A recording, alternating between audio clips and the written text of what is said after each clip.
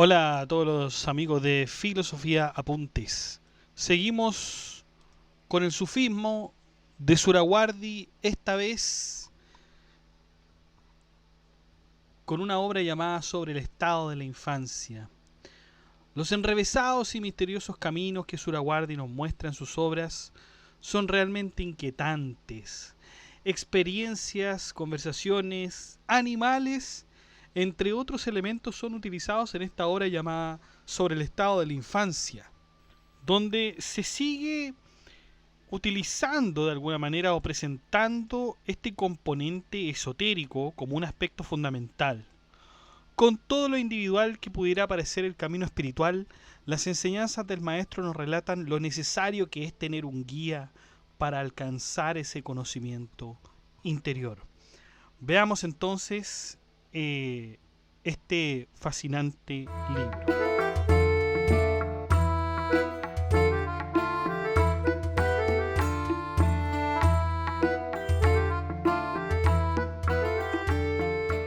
Bueno, como siempre, antes de dar el análisis de esta obra, vamos a entregarla de modo completo en esta entrada y luego la analizaremos. Relato. El relato entonces comienza así. Una vez durante mi infancia, mientras jugaba en la calle como lo hacen los niños, vi a varios niños en un grupo y me llamaron la atención. Me acerqué a ellos y les pregunté a dónde iban.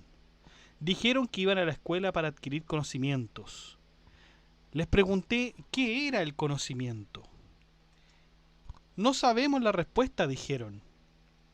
Tendrás que preguntarle a nuestro maestro. Dicho esto, me dejaron. Después de un rato me dije, ¿qué puede ser el conocimiento? ¿Por qué no fui con ellos al maestro y aprendí el conocimiento? Salí tras los niños, pero no pude encontrarlos. Al ver a un anciano parado en el desierto, avancé y lo saludé. Él respondió y muy amablemente me hizo una seña para que me acercara. Vi a un grupo de niños que iban a la escuela, dije. Les pregunté cuál era el propósito de ir a la escuela y dijeron que tendría que preguntarle a su maestro. Yo no estaba pensando en ese momento y se alejaron de mí. Después de verlos, se despertó en mí también un deseo y así que salí tras de ellos. No he podido encontrarlos y todavía los estoy buscando. Si tienes algún conocimiento de ellos, cuéntame acerca de su amo. Yo soy su amo, dijo el anciano. Debes instruirme en el conocimiento, le dije. Trajo una tableta, escribió el ABC y me enseñó. Que esto sea suficiente por hoy, dijo. Mañana te enseñaré algo más, te enseñaré un poco más cada día hasta que te conviertas en un erudito. Regresé a casa y repetí el ABC durante todo el día siguiente. Al día siguiente fui a verle para otra lección. Yo también dominé ese. Luego comencé a ir a él, a donde el maestro, 10 veces al día y cada vez aprendía algo. Finalmente nunca hubo un momento en que no estuve con el anciano y adquirí muchos conocimientos. Un día, cuando iba el maestro, se me acercó un individuo indigno y no pude hacer nada para deshacerme de él. Cuando llegué al maestro, él levantó la tableta desde lejos para que yo la viera. Miré y vi algo escrito en la tablilla que me puso tan ansioso por saber cuál era su misterio que mi cabeza comenzó a dar vueltas. Perdí el control y comencé a leerle en voz alta a mi compañero todo lo que veía en la tableta. Entendamos tableta como una pieza rectangular de madera donde se podía de algún modo escribir. El compañero que tenía fue indigno y se rió de mis palabras y se burló de mí. Empezó a actuar de forma muy tonta y finalmente retiró la mano y me abofeteó. «Te has vuelto loco», dijo él. «Ninguna persona en su sano juicio diría esas cosas». El dolor enfrió rápidamente mi ardor. Dejé a mi compañero donde estaba y seguí adelante, pero el maestro ya no estaba en su lugar de costumbre. Mi ansiedad aumentó hasta el punto que me quedé estupefacto. Durante mucho tiempo vagué por el mundo, pero en ninguna parte pude encontrar a mi maestro. Un día, mientras estaba en una janca, recordemos, muchachos, que una janca es un lugar donde se reunían los sufís, ya que son aquellas personas que siguen o que adhieren a aquella corriente llamada misticismo islámico, ¿no? Este era un lugar, digamos, un edificio donde se reunían a conversar y a contar, bueno, los secretos de los sufís. Volvamos con el relato. Un día mientras estaba en una janca, vi sentado al final de la habitación a un anciano vestido con una capa iridiscente. Es decir, iridiscente quiere decir los colores del arco iris, la mitad de la cual era blanca y la mitad negra. Lo saludé y me respondió. Le conté mi condición. Tu maestro tenía razón, dijo. Si le cuentas a alguien que no conoce la diferencia entre el día y la noche, un secreto sobre el cual las almas de los grandes difuntos bailan extasiadas en el cielo, te abofetearán y tu maestro se negará a verte otra vez. Yo no era yo entonces, le dije. Lo que dije estaba fuera de mi control. Debes hacer un esfuerzo en mi nombre y, a través de tus buenos oficios, puedo encontrar a mi maestro. El anciano me llevó donde mi amo, quien al verme me dijo, ¿no has oído hablar de la salamandra que fue a hospedar a un pato? Era otoño y hacía demasiado frío para la salamandra, pero el pato no sabía nada de su condición y seguía diciendo lo deliciosa que era el agua fría y lo agradable que era el agua del estanque en invierno. La salamandra se enojó y se ofendió y le dijo al pato, si no fuera por el hecho de que soy un huésped en tu casa y si no estuviera preocupado de tus dependientes, no te dejaría vivir. Y diciendo esto, se fue. ¿No sabes que cuando hablas con los indignos te abofetean? Atribuirán a la infidelidad palabras que no entienden, entre otras cosas. 1000 cosas peores que esas también resultarán de ello. Le dije a mi maestro, si mi credo y mis creencias son puros, ¿por qué debería preocuparme por los indignos? Es un error decir ciertas cosas en ciertos lugares, afirmó. También es un error pedir ciertas cosas a ciertas personas. No se deben negar las palabras a los dignos, pero los indignos se irritarán con las palabras de los hombres verdaderos. Los corazones de los indignos y de los que están alejados de la realidad son como mechas que, en lugar de aceite, se han empapado en agua. Por mucho fuego que se ponga una mecha así, no arderá. Los corazones de los comprensivos son como velas que atraen fuego hacia sí y arden. Ahora bien, el discurso de quien tiene algo que decir no carece de luz, y esa luz se enciende en una vela, no en una mecha mojada. Como el corazón de una vela arde, su cuerpo se consume y cuando ya no hay vela, ya no hay fuego. Las personas de sentido intrínseco también inmolan sus cuerpos en la conflagración de sus corazones. Sin embargo, cuando ya no les queda cuerpo, el brillo aumenta y se vuelve a la simpatía. ¿Es posible que el corazón de un hombre alienado se vuelva comprensivo?, pregunté. Y él respondió, un hombre alienado puede volverse vidente si se da cuenta de que su corazón está ciego. Es como un enfermo que sufre desde el delirio. Mientras sea prisionero de su enfermedad, no sabe nada de sí mismo ni de su enfermedad, porque el delirio afecta el cerebro y lo debilita. Desde la facultad de la comprensión está principalmente en el cerebro, y el cerebro está en un estado anormal. El que lo sufre no se da cuenta. Si luego viene y se da cuenta de que está enfermo, significa que ha comenzado a recuperarse, porque el cerebro está en buen estado de funcionamiento. De lo contrario, él no se habría dado cuenta de nada. Uno cuyo corazón es alienado es así. Cuando se da cuenta de que su corazón está ciego, significa que ha ganado un poco de vista. Ahora bien, tanto el enfermo del cuerpo como el enfermo del corazón deben acudir al médico. Para el que sufre en el cuerpo, el médico le recetará medicamentos acordes con los humores. El médico que trata al enfermo del corazón le prescribirá redactar borradores que afectan el significado intrínseco hasta que el paciente haya recuperado completamente su salud. Cuando se haya recuperado, debe ocuparse él mismo de sus facultades. Ambos tipos de pacientes pueden recuperar sus facultades en 3 etapas. El médico le dice al enfermo corporal que primero beba agua de cebada. En la segunda le dice que coma gachas. En la tercera se le dice que coma carne. Depende del médico hasta este punto. Después el propio paciente debe saber qué es lo mejor para comer. Para los enfermos del corazón, el médico prescribe que vayan al desierto y busquen un gusano particular que nunca salga de su agujero durante el día. Tiene la peculiaridad de que cuando respira por la noche puede emitir una luminosidad. Puede ser visto en su aliento como la chispa de fuego entre el hierro y el pedernal. A la luz de la luz, el gusano busca el alimento en el desierto.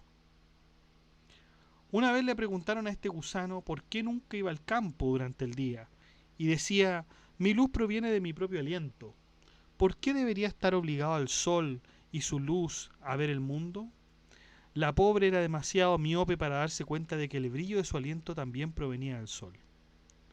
Cuando el enfermo de corazón haya capturado a este gusano, que vea por el brillo del gusano qué plantas come el gusano, y que coma las mismas por un tiempo, hasta que él también adquiera el mismo rasgo y aparezca la luz en su aliento, que es la primera etapa. Entonces que vaya al gran mar y se siente pacientemente en la orilla. En el mar hay una vaca que llega a la orilla por la noche y pasta a la luz de la perla que brilla de noche. Esta vaca tiene grandes animosidades hacia el sol porque éste derriba la perla durante el día y anula su brillo. La pobre no sabe que todo lo que tiene luminosidad es ayudada por el sol. Que el paciente busque la luz de la perla, qué plantas come la vaca, que él también coma lo mismo hasta que aparezca en su corazón el amor por la perla. Esta es la segunda etapa.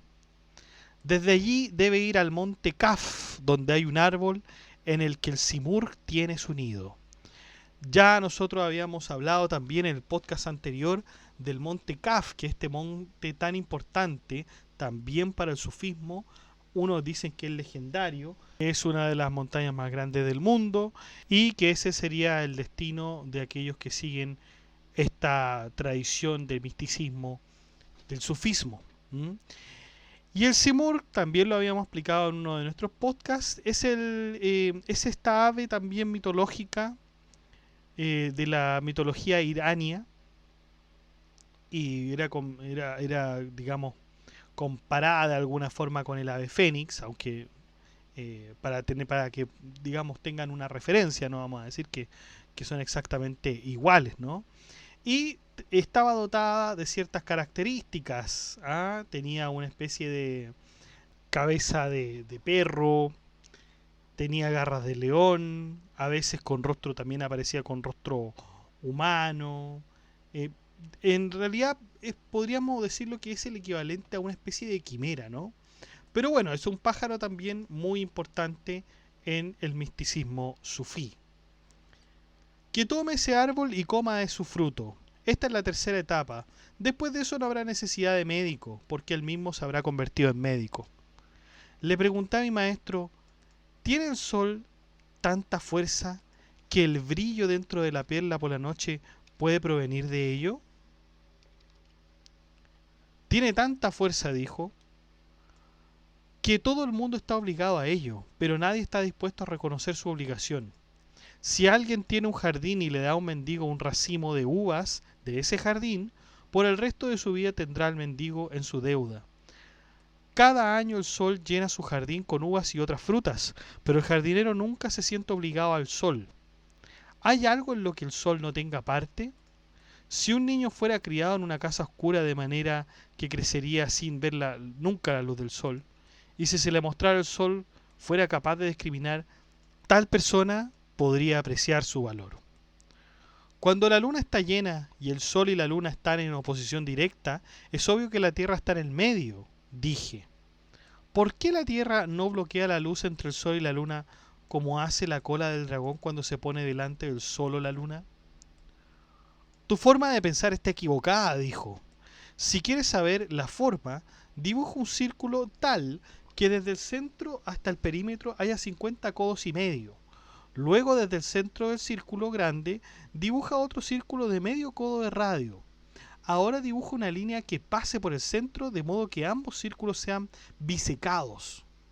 Tendrás 4 puntos, 2 en el círculo grande y 2 en el círculo pequeño, es decir, uno en cada extremo de la línea, y 2 en el borde del círculo pequeño.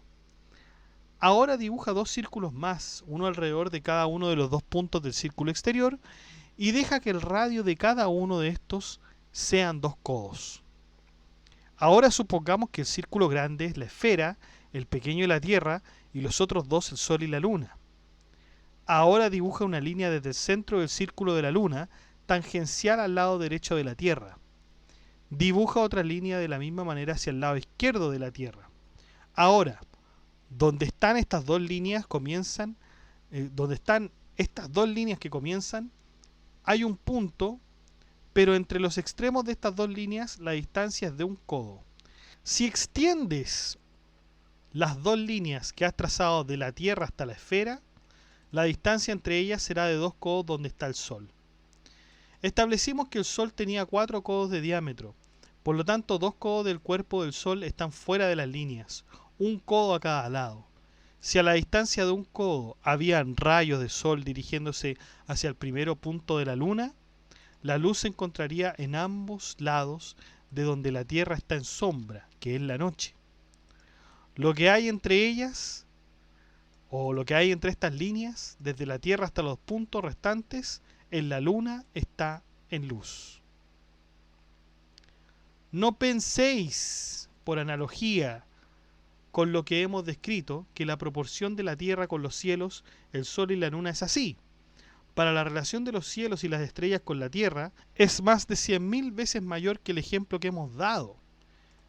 El globo terráqueo tiene 96.000 parasangs. Por cierto, la parasanga es una unidad de distancia irania, pero la verdad es que no se sabe su medición exacta. Se la ha comparado con otros tipos de mediciones, pero la verdad es que no se ha encontrado la verdadera, ¿no? Y bueno, Surawardi nos dice que la zona habitada es de 24.000 parasangas, siendo cada parasanga 1.000 codos. La Tierra no es más que esto. Ahora, consideremos cuántos reyes hay en ese pedazo de tierra que están habitando. Algunos de ellos gobiernan provincias, algunas regiones, algunos climas enteros, y cada uno de ellos reclama un reino. Si conocieran la realidad de las cosas, se avergonzarían de sus afirmaciones. Abu Yazid tuvo la buena suerte de darse cuenta de esto y abandonó todo lo que tenía, como consecuencia de lo cual lo logró todo instantáneamente. Abu Yazid, muchachos, era un bereber ibadí de la tribu Banú Ifran, que encabezó una rebelión contra el califato fatimí en Ifriqiya, que sería la actual Túnez y Argelia Oriental, en el año 944. Sigamos con el relato. El lujo, la posición y las posesiones son obstáculos en el camino para los hombres. Mientras el corazón esté ocupado con cosas como esta, no puede progresar.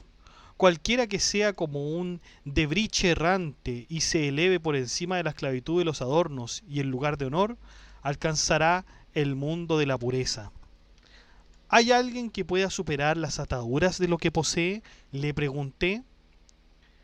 Esa es una persona real, dijo. Y yo le pregunté, si no tiene nada, ¿cómo podrá vivir? Quien se preocupa por esto nunca renunciará a nada, afirmó. Por otro lado, quien renuncia a todo no se preocupa por ello. El mundo de la confianza absoluta es un reino delicioso, pero no todo el mundo se siente afectado por el deseo de él. Se cuenta la historia de un hombre generoso que tenía una gran riqueza. Concibió la pasión de construir un palacio tan ornamentado como pudiera. De todos los rincones de la tierra invitó a artesanos que vinieran y no les dejó nada sin prometer. Trabajaron en proporción a su salario y pusieron los cimientos y la estructura. Cuando el edificio estuvo a medio terminar, la gente vino de todas partes para verlo. Las paredes se elevaban altas con hermosas pinturas, el techo rivalizaba con el trabajo de Mani y el pórtico avergonzaba al arco de Cosroes. El palacio aún no estaba terminado cuando su propietario enfermó de una grave e incurable enfermedad. Mientras agonizaba, el ángel de la muerte se acercó al lado de su cama. Él entendió, ¿no es posible darme un aplazamiento para que pueda completar y contemplar mi palacio?, preguntó. En todo el mundo solo tengo ese deseo. El ángel de la muerte respondió: cuando llegue su hora, no tendrán tregua ni una hora, ni se anticipará su castigo. No fue posible, por supuesto, pero supongamos que se te dio la oportunidad de terminar el palacio antes de entregar tu alma. ¿No sería aún mayor tu arrepentimiento al dejar el palacio porque te habrías tomado tantas molestias? ¿Y habría dado placer a tantos otros? Sin embargo, como estaba incompleto, nunca se completaría porque, no habiendo posibilidad de respiro, entregó su alma. En ese punto la construcción del palacio había terminado, aunque según la intención del propietario estaba incompleto y nunca se terminaría como él habría querido. ¿Qué es lo que se debe tener en un buen estado de ánimo, lo más cercano posible a la piedad?, le pregunté. Según cuenta la historia, dijo, había una vez un comerciante que tenía riquezas ilimitadas. Quería ir en barco desde la ciudad donde estaba a otra ciudad para comerciar. Cuando llegó al mar, cargó todas sus posesiones en un barco y subió él mismo a bordo. Los marineros pusieron el barco en marcha, pero cuando llegó al medio del mar se levantó un viento adverso y arrojó el barco en un remolino. Los marineros arrojaron todas las joyas de los mercaderes por la borda, y los mercaderes estaban paralizados por el miedo, como es su costumbre. Este rico mercader se quedó impotente, preocupado a cada instante por otra cosa, y sin poder tolerar tal angustia. Primero se preocupaba por sus posesiones y luego por su vida. No fue capaz ni de hacer frente ni de escapar. Finalmente llegó al punto de la más absoluta desesperación. La vida se volvió tan amarga para él que perdió todo placer en las posesiones. Al final el viento amainó y el barco se puso en marcha una vez más y llegó a la orilla. Cuando el mercader se vio en la orilla, metió la mano en sus bolsillos y arrojó todo lo que tenía al agua. La gente le dijo: ¿estás loco? Esto es algo extraordinario por tu parte. Mientras estabas en las garras del miedo de hundirte y perecer, no hiciste tal cosa. Ahora que has llegado a un lugar seguro, ¿por qué hacer tal acto? Y el comerciante dijo: en ese momento no habría habido ninguna diferencia si arrojara mis posesiones al agua o no, porque si bien el barco iba a llegar a un lugar seguro, tanto mis bienes como mi vida habrían salido sanos y salvos a través de la tormenta. Si el barco fuera a hundirse, no se habrían salvado ni mis propiedades ni vidas, por lo que no habría habido ninguna diferencia. Ahora que he llegado a la orilla, veo que no he sufrido ningún daño ni pérdida material.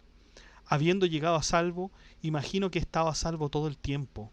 Me imagino que si puedo olvidar el dolor tan rápidamente, si puedo olvidar todo este tormento tan pronto, entonces en otro momento tampoco permanecería en mi mente un dolor aún peor y obtendría grandes ganancias en ganancias mundanas a través de mi propiedad. Si, Dios nos lo quiera, una vez más me hiciera a la mar y soportar esa agonía, esta vez podría significar mi destrucción. La vida es mejor que la propiedad. Estoy abandonando todas mis posesiones para que, al no tener nada, no tenga que embarcarme ni dedicarme al comercio que se realiza a través de la propiedad. Trabajaré de cualquier otra manera para ganarme el pan de cada día, porque comer una hogaza de pan con buena salud es mejor que tener vasto tesoro y realeza.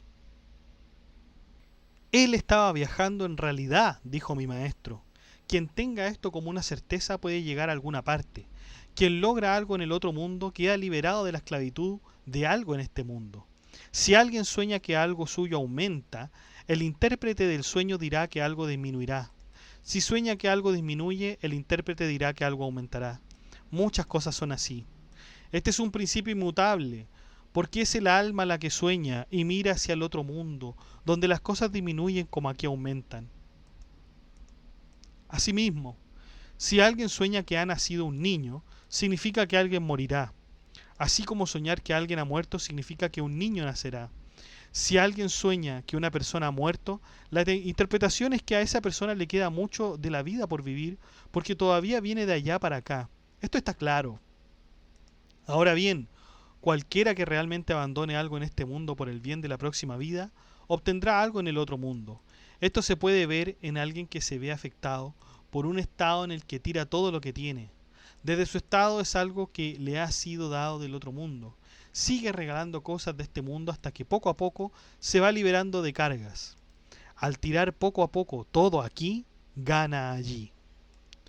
Le pedí a mi maestro que me contara una historia sobre hombres reales. No se puede decir, dijo.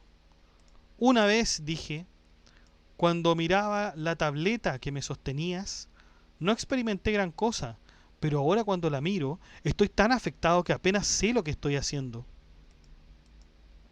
En ese momento todavía eras inmaduro, dijo, mientras que ahora has madurado. Eras como un hombre inmaduro que no puede disfrutar mucho de las relaciones sexuales. Cuando es maduro y tiene relaciones sexuales, él lo disfruta tanto que si alguien, incluso un amigo íntimo, lo interrumpiera en el momento de la eyaculación, lo consideraría un acto de enemistad tan extremo que cesaría su placer. Ahora bien, si ese placer se le dijera a un hombre impotente, no tendría sentido para él, porque una experiencia solo puede conocerse a través de la experiencia, y de eso se priva un hombre impotente. De lo que estoy hablando no es de ese placer. El verdadero placer toca el alma en el estado de verdadera virilidad. Aún eras inmaduro en el otro mundo, no habías experimentado ese placer, ni siquiera sabías el significado de la experiencia. Ahora has madurado. Un hombre maduro puede alcanzar a su propia especie cuando lo desee, y uno con alcance ilimitado puede penetrar el mundo de lo invisible y convivir con los cultos de ese reino detrás del velo, de un velo de misterios. Mira qué diferencia hay entre ese placer y esta experiencia. Durante el samá, los sufíes entran en un estado, dije. ¿De dónde viene ese estado? Paréntesis aquí, muchachos, porque acabamos de emplear la palabra samá, que es una ceremonia sufí que forma parte del dhikr. Me perdonan los que saben perfectamente árabe o persa en este sentido. El dhikr es una oración y el samá forma parte de esto.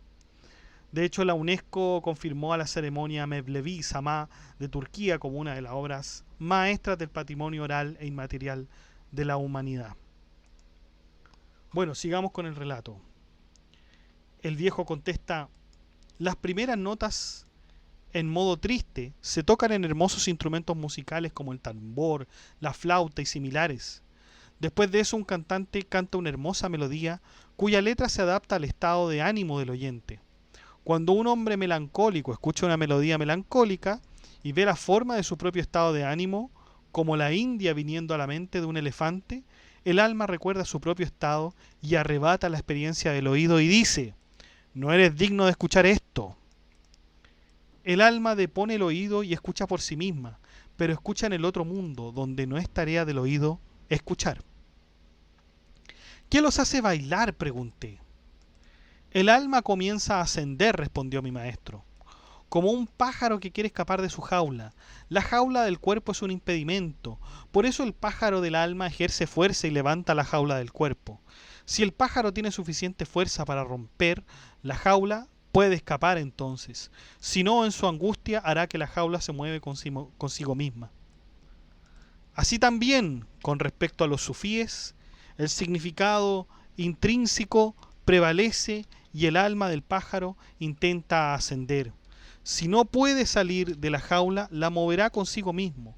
Sin embargo, no importa cuánto lo intente, no puede hacer que la jaula se eleve más de un palmo antes de que vuelva a caer a la tierra. ¿Por qué agitan las manos?, pregunté. Algunos dicen que significa sacudirse todo lo que uno tiene de la manga, como si dijeran: hemos obtenido algo del otro mundo. Estamos abandonando todo lo que teníamos aquí y nos abstraemos. Realmente significa que el cuerpo no puede levantar los pies más de un palmo, por lo que le dice a las manos: sube un codo más, tal vez podamos avanzar un poco más. ¿Por qué se quitan las capas? Es como decir: tenemos conciencia de ese otro lugar, por eso estamos desechando algo de este lugar. Sin embargo, quien se quita la capa y se la vuelve a poner para agitar las mangas, simplemente está reponiendo su manga. Cuando un sufí se une a un círculo en la tierra, el grupo lo multa y tiene control absoluto sobre él, ya sea para cantar, rogar o lo que quieran. Pueden obligarlo a hacer lo que quieran, dije. ¿Cuál es el misterio en esto? Una vez que los verdaderos hombres se unen a un círculo en la tierra, nunca más lo abandonan. El pájaro se ha vuelto fuerte, rompió su jaula y se fue volando. Ahora el cadáver está bajo el control del grupo. Ya sea que lo laven ahora o en cualquier otro momento, el tiempo, si lo envuelven en un sudario blanco o azul, si lo entierran en un cementerio u otro, lo determina el grupo, es decir, uno está controlado por el otro. Alguien puede levantarse y unirse a un éxtasis en su baile, dije.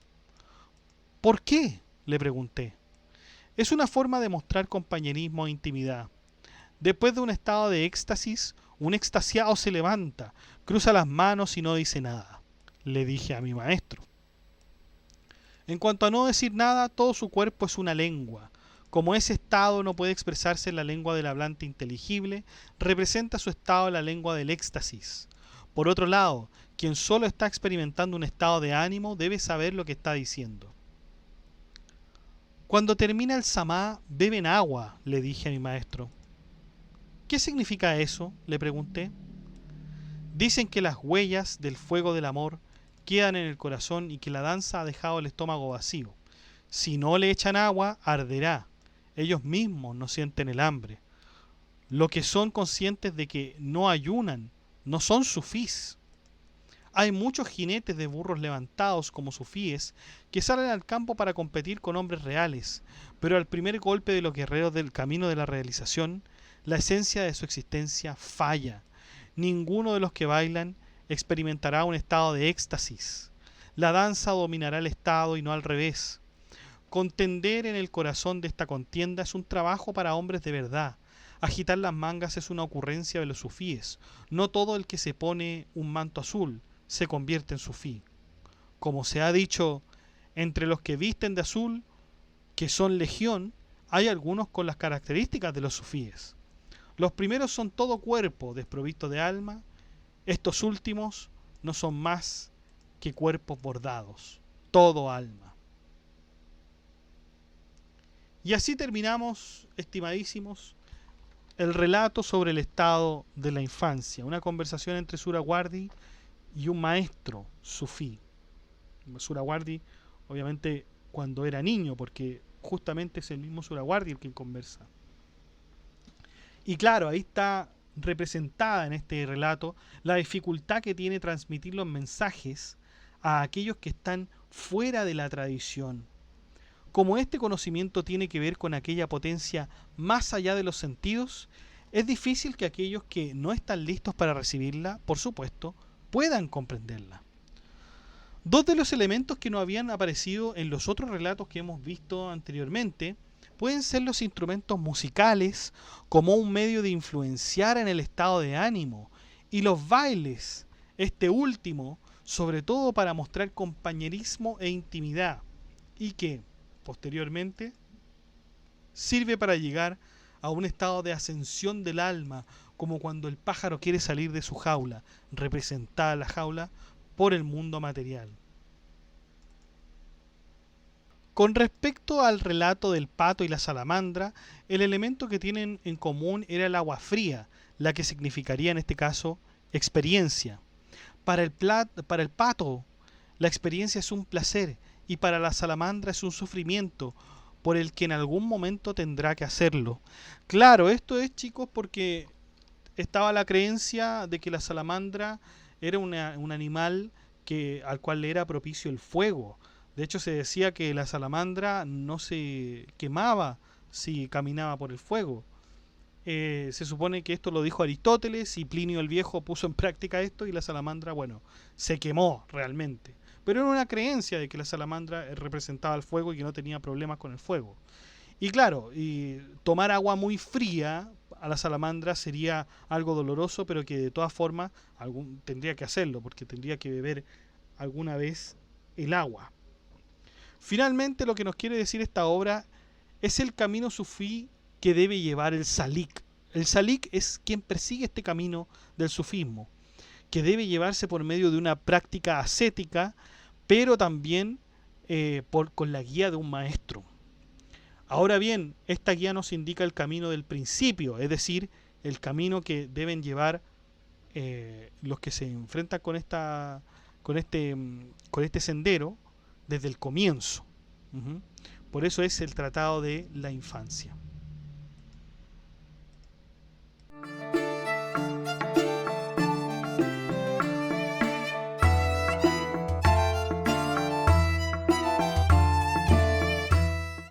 Bueno chicos, eso ha sido todo. Muchas gracias por escuchar este podcast. Si le ha gustado, dé like, comente, comparta, suscríbase, acceda al blog que está en la descripción del video, haga soporte en PayPal o en Patreon. Saludamos a nuestros mecenas romanos que son Abstract Panicker y Ricardo, que colaboran con este proyecto de Filosofía Apuntes mensualmente. Un abrazo chicos, un gusto que estén acá. Y también saludamos a nuestro mecenas medieval, que es Gab Welther, que también colabora con una membresía un poco más alta que los mecenas romanos y que ya se ha mantenido en el tiempo apoyando este proyecto educativo. Muchas gracias, Gab Welther. Un abrazo. Y usted también puede ser colaborador en Filosofía Apuntes inscribiéndose en las membresías que aparecen en el botón unirse de cada video. Usted presiona el botón unirse, van a aparecer 4 membresías con distintos precios y usted puede elegir el que mejor le convenga. Si no le acomoda ninguno de esos precios, de todas maneras usted puede colaborar con Filosofía Apuntes haciendo clic en el botón gracias y poner la suma que a usted más le acomode. Que estén muy bien, cuídense, chao.